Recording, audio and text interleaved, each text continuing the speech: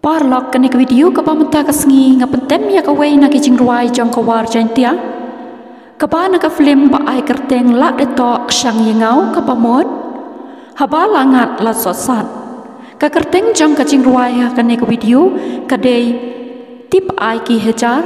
ka pamot hapdeng ki hajar. Tengan peslam ngan sedak nok menta pangin ya sengap ya kene ka jingruai. Music.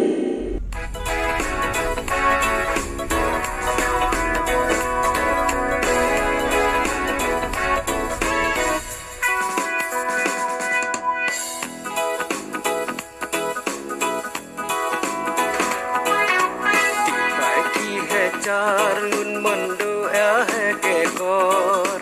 के चुंगे के चुक्ति बेचु से दीदोर टीप आई की हजार लुन मंडो एम हाई उकोर के चुंगे के चुक्ति बेचु से दीदोर टीप आई की है चार लुन मंडो है के कोर के चुंगे के चुक्ति बेचु से दीदोर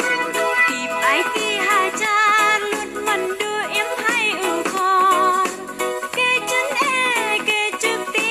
बेचु से दीदोर इधर चिन्नम इचong है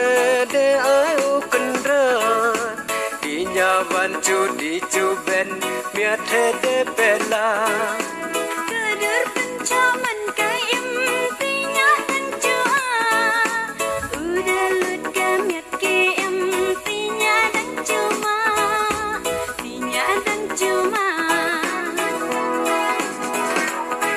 i ai cumen toy chu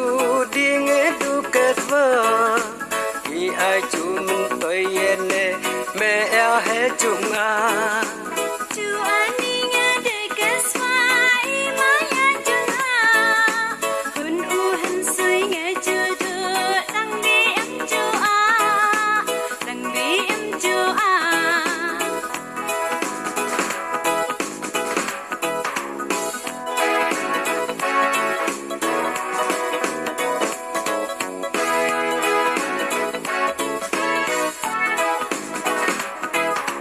dur pun chomon he nya man ye i je du